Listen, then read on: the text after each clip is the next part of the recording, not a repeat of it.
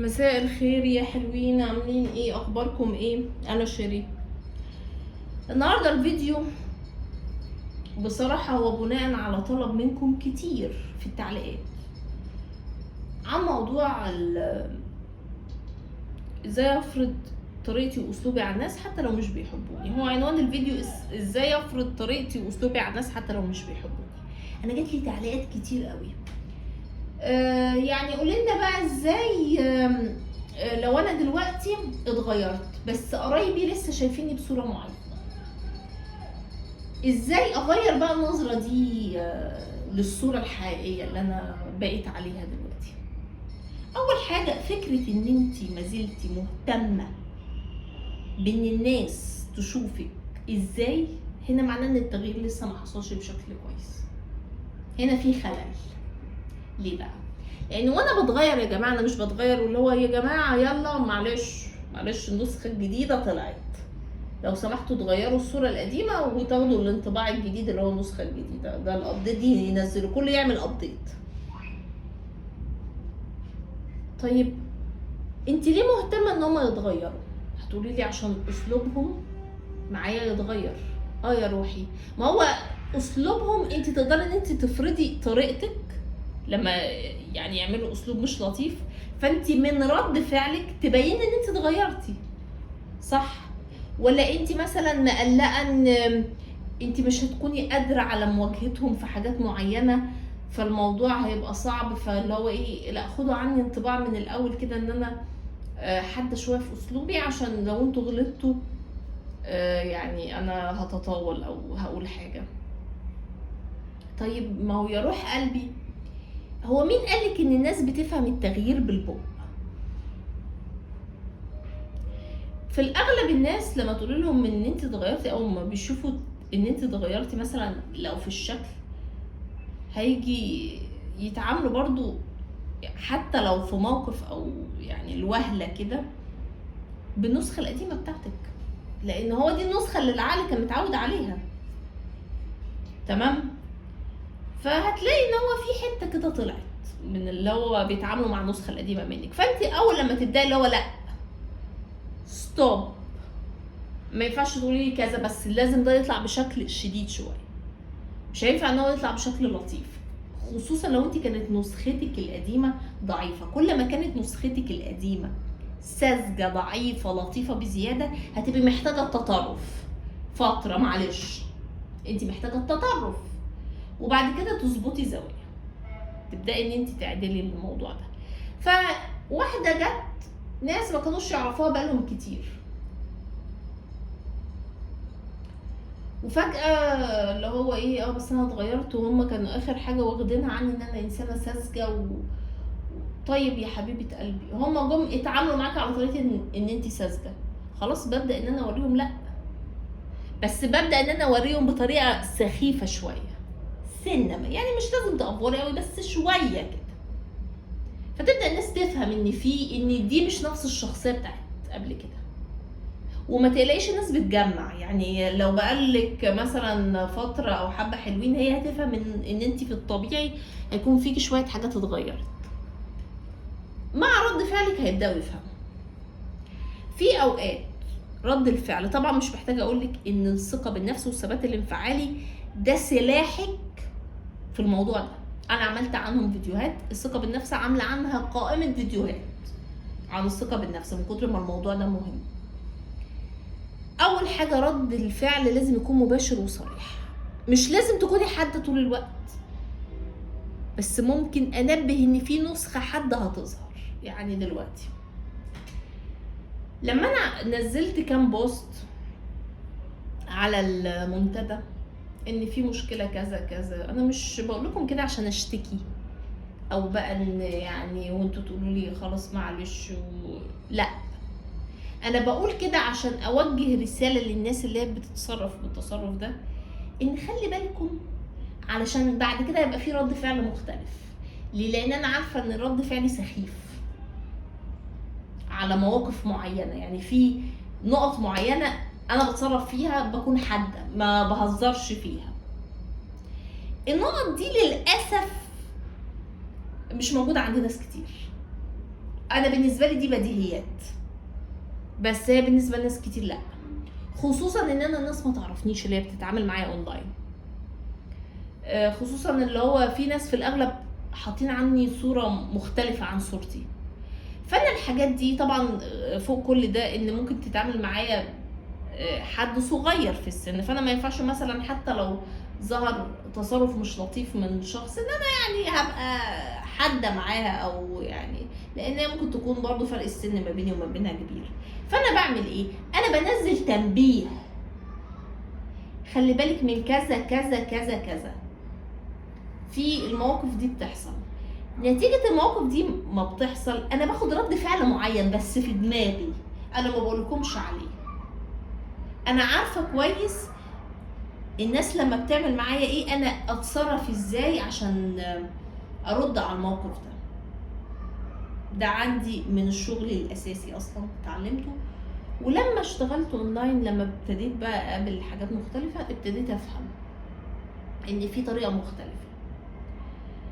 ففي طريقة رد فعل في دماغي دي انا ما بقولش عنها، بس بنبه ان في حاجة هنا مش لطيفة بتحصل. ده ليه؟ عشان لما اجي ادي رد فعل كده خلاص محدش يلومني، محدش يزعل، لان الموقف ده مش مقبول عندي. رد الفعل انا بعرف ازاي اخده وازاي يعني اظبط ان الموضوع ده ما يتكررش تاني.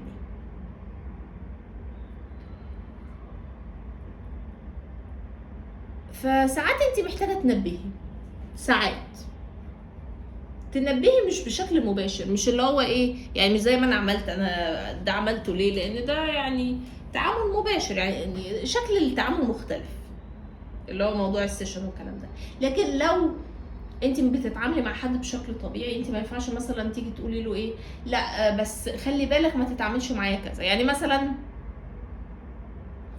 بتتعاملي مع واحده، لو انت جيتي قلت لها لا بس انا بيضايقني لما بتقولي كذا وهي قررتها تاني، يبقى انت يا ماما يا تقطعي علاقتك بيها يا اما رد فعل عنيف وبعد كده ما تشوفيهاش تاني. مفيش حل تالت غير كده، هي هتتطاول عليكي تاني وتالت وعاشر كمان. ففي رد فعل لازم يكون مباشر وصريح. نيجي بقى عند نقطة انت بنت بتتعاملي مع راجل، طبعا بتتعاملي مع راجل في سوق العمل.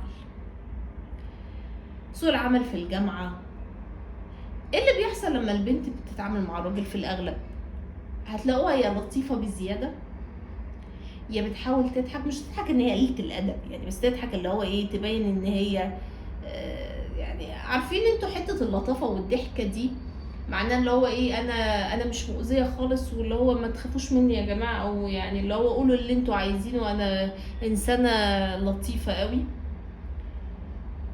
وتتفاجأ ان طبعا يعني في الاغلب هو يا اما هيقولك شكلك غلبان قوي، يا اما هيتطاول لاقصى حاجه. الراجل اول لما تشيل الحدود معاه هيروح لاقصى حاجه في التطاول لو حاسه ان انت لطيفه، وبعد كده ايه عشان هو عارف ان انت ممكن تيجي تقولي له لا عيب كده ما يصحش، فيجي يقول لك لا لا خلاص انا اسف ويمشي، بس بعد ما يكون تطاول.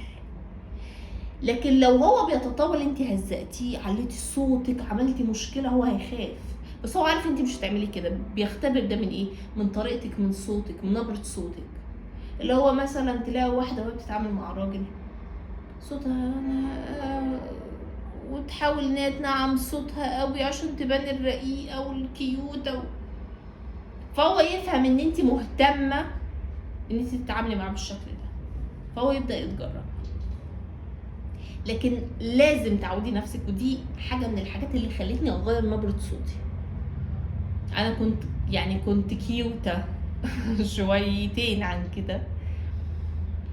هو التعامل مع الراجل في سوق العمل لازم نبره صوتك، وطبعا حتى لو انت في الجامعه نبره صوتك تكون الى حد ما ماسكه نفسك كده، اللي هو عندك نبره تعرفي تتعاملي معاها كده مع الناس بشكل مباشر كده، مش اللي هو مش الصوت الناعم خالص.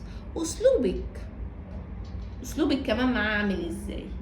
اللي هو بقى ايه، لازم الاسلوب يا ماما يبقى برضو ايه، ما يكونش فيه،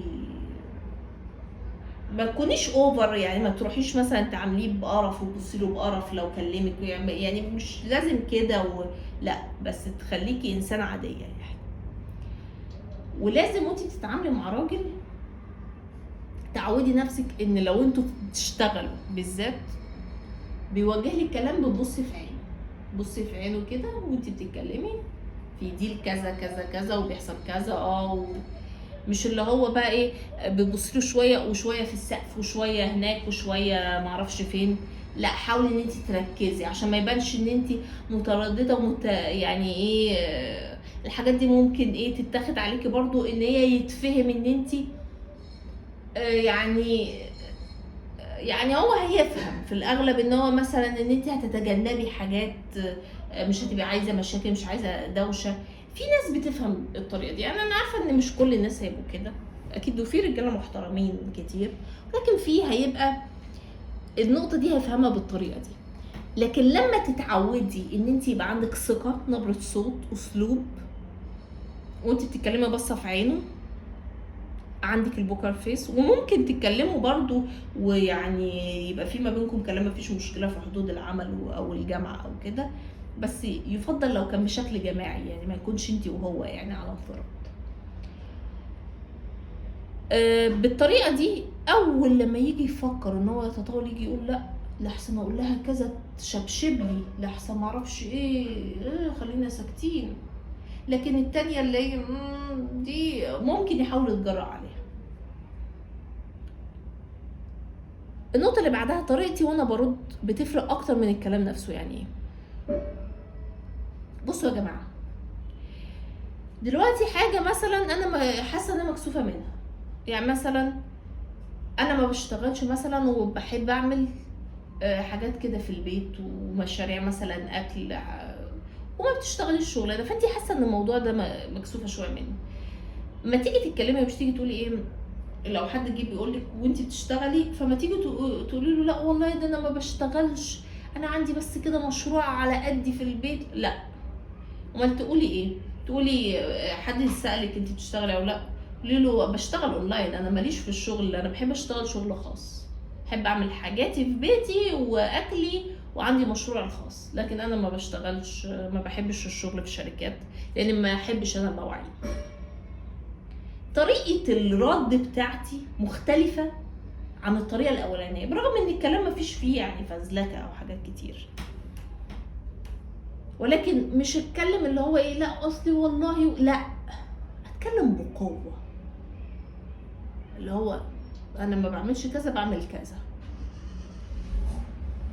في حاجة تانية عايزاكم كده يا جماعة هتفهموا منها الناس، ودي بناء عليها هنبني طريقتنا في التعامل معاها. لما يبقى في حاجة انت مش فاهماها قوي، طبعا دي هتلاقيها اكتر لو انت عايزة تكتشفي شخص وانت بتتكلمي معاه. ممكن تدعي او تبيني كده ان انت في نقطة معينة مش فاهماها في كلامك مع الشخص ده، لو راجل او ست يعني مش فارقة. هتشوفي لو الشخص ده وهو بيشرح لك الحاجة بيتعصب وابتدى يتخنق، افهمي ان الشخص ده غبي، الشخص ده غبي وبيدعي المعرفة. الشخص ده واخد بس كام كلمة على كام جملة على ملحمهم كده ومدخلهم في دماغه وشكرا. فليه بيتعصب؟ لان انت عايزة تجبريه ان هو يشغل مخه ويشرح، وهو يعني ملوش هو في الجو ده مجهود بالنسبة له فوق طاقة الاحتمال. عكس الشخص الذكي، الشخص الذكي يتقبل ويرحب بالنقد، لان النقد ده يجي يقول له ان الفكرة ممكن يكون فيها حاجة ناقصة، لا كملها بالنقطة دي. وهو بالنسبة له الشخص الذكي الفكرة مش هو الشخص، يعني انا دلوقتي في مؤمنة بافكار في حياتي، الفكرة مش هي نفسها هي انا، لا، ممكن تكون الافكار دي غلط، ممكن تكون ناقصة. لكن الشخص الغبي شايف ان نفسه هو والفكرة حاجة واحدة. حتى تلاقوا الناس اللي هم تيجي مثلا تقولي له على الكاتب ده ان انت ما بتحبهوش، يا ويلك ده يشتمك ويشتم عيلتك ومش عارفه فين، وعشان خاطر غلطتي في الكاتب ده. لو انت مثلا كاتبه البوست ده في مكان اونلاين او حاجه، تلاقيه يغلط ويشتم، وانت مين تقولي وفي الاغلب ممكن تلاقيه ما عمره ما قرا له او ما شافش الاعمال الكامله بتاعته. يعني مثلا في ناس يعني بيدافعوا عن فرويد. انا اراهن لو كان في شخص بيدافع عنه ارى كتابين بس من كتبه، اراهنكم او شخص شايفه ان هو شخص عظيم هيكون قرا له بس حاجتين. ولكن هي الفكره في ايه؟ ان هو يعني منصم الكام حاجه دي. حتى يا جماعه تلاقوها ايه، عارفين انتوا في افلام يجيبوا لكم ايه، واحد قاعد حشاش وبتاع ولسه بقى ايه شارب فيجي حد يجي يقول له يا ابني ما تعملش كذا وتعالى نعمل كذا وفوق واعمل، فيجي يقول له يا اخي احنا شاربين سيجارتين، يعني انت هتفوقنا ليه؟ هو ده بقى نفسه الغبي التافه. هو مش عايز يفوق من اللي هو فيه، هو موجود كده بالكام فكره دي اللي مريحينه. وطبعا هو في الاغلب بياخد افكار بتاعت يعني تبع الوعي الجمعي عشان يبقى واخد الاوكي عليه من ناس كتير، لان ده بيبقى ماشي بطريقه العدد في الليمون، اللي هو في ناس كتير بتقول على حاجه صح يبقى زي الفل. النقطة اللي بعدها، كل ما كنت مميزة في شغلك وشاطرة وقوية في الشخصية، الناس غصب عنها هتختارك حتى لو بتكرهك وهتحترمك. عشان كده يا جماعة انا دايما بنبه ان حب الناس مش زي ما انتوا فاكرين ان هو هيطلعكم ويرفعكم في ثانية كده الناس تقلب عليكم. ملهمش امان، الناس ما بتحبش نفسها. بس انت عشان انت تضمني حياة لنفسك احسن ويعني واضمن لك فرص افضل، خليكي مميزه في الحاجه اللي بتعمليها. لو انا مميزه في الحاجه اللي انا بعملها حتى لو ما بيحبنيش حد، غصب عنه هيبقى عايز الحاجه اللي انا بعملها، غصب عنه هيطلب الخدمه دي، غصب عنه لكن ممكن حد يحبني بس انا ما بقدمش حاجه مفيده، يعني ما يجيش. طب ماشي، ما هبقى استفدت ايه من الحب؟ مشاعر لطيفه وجميله، اوكي انا مش محتاجاها، انا مش محتاجه الحب بتاع الناس. لكن انا محتاجه ان هما يدعموا او يبقوا عايزين الحاجه اللي انا بقدمها، مش عن حب، عن احتياج، عن ان هما عايزين.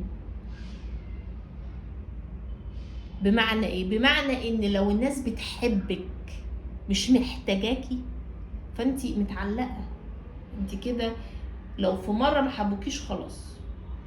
لكن لو الناس محتاجاكي حتى لو هم مش بيحبوكي، هم عارفين ان هم ما يقدروش يستغنوا عن الخدمه دي، هم محتاجين الحاجه دي فغصب عنهم يروحوا لها. فده يفتح لك سوق اكتر، يزود لك الفرص اكتر، يزود لك مبيعات حاجه اكتر، يزود لك مشاهدات حاجه اكتر، فيرفعك. وبس كده يا حلوين، ده كان فيديو النهارده واشوفكم على خير.